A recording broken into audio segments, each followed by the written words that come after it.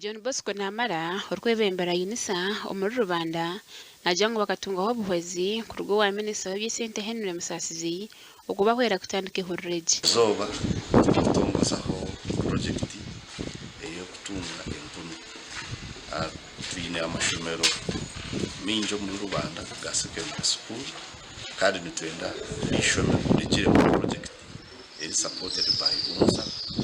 So twayenda kutandike na project ya Kigali bari kutongoza ehuruuru abebembezi ba district ya Rubanda basimira ba UNSA abo kutekateka beegi bo mu district age. Thank you UNSA for this project and whoever supported. And our commitment with the DO is here. We shall definitely cross-check. You give us the list of the beneficiaries. We can always cross-check. Bogesa abana umuga go kutunga no barega academic konka bagiye side income.